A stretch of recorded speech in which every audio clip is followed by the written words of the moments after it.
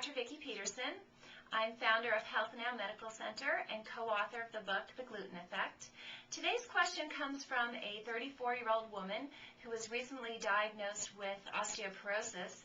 That's very young for such a diagnosis. She's been off gluten for 2.5 years, and her concern is obviously what can she do to improve her bone density? Should she get on some of the medications that are offered for osteoporosis?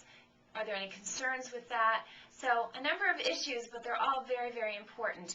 Osteoporosis is the 7th leading cause of death in this country for women, and so it's a significant problem, and it's very highly associated with celiac disease and gluten sensitivity. So let's answer her questions. The first one about the medication.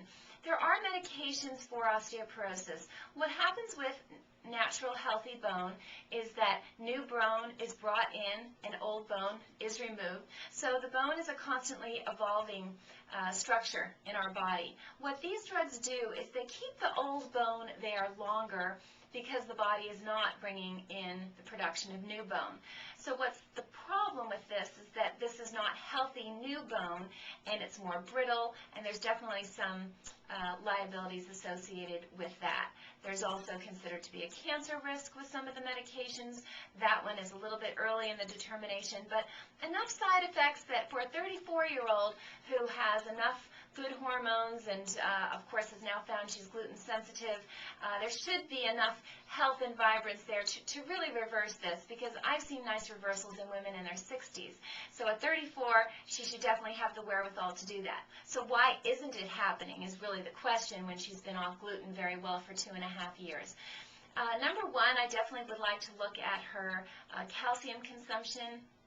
Is she on a good multiple mineral? Is she taking it regularly? Is she engaging in weight-bearing exercise? That's also important. And very critical for everyone, especially women who are gluten sensitive, is to assess her vitamin D status. Because without enough vitamin D, the calcium will not be absorbed into the bone. So she should get a vitamin D blood test to see what that status is. If it's very low, she can actually get a prescription from her medical doctor to take a hefty dose of vitamin D for a little bit of time to build up those units again, and then she can be on a daily good maintenance dose. And the other thing we want to look at in addition to that is really the health of her small intestine.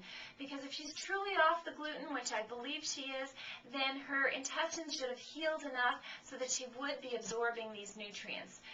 But if she has a secondary infection, if she has something that's creating inflammation in the intestine from whatever source, then she's still too permeable. The gut is not as healed, a nice barrier the way it should be. Its ability to absorb is not what it should be, and she will be continuing to suffer from the bone loss because of that. Serotonin is a neurotransmitter, but it's produced, 70% of it is produced in the small intestine, and some very interesting research just came out about serotonin. It's very associated with inflammation. And what it does with excess serotonin production, it actually leads to the degradation of bone. So there's a very strong correlation between increased inflammation of the gut and loss of bone status in osteoporosis.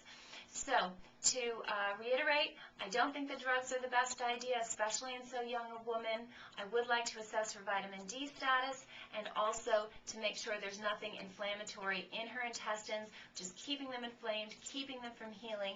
And the best thing to rule out in that regard is hidden infections, things like parasites, bacteria, amoeba, that can get within that intestine when you're gluten sensitive, so they could have been there for many years prior to her diagnosis, and what they do is they keep that small intestine inflamed.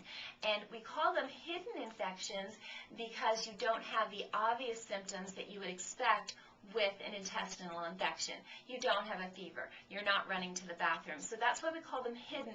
It's not that a laboratory test can't find them, but hidden from the viewpoint of kind of below the radar, not giving you those acute symptoms that you would expect with an infection. So I hope this helps, and until next time, I wish you very good health.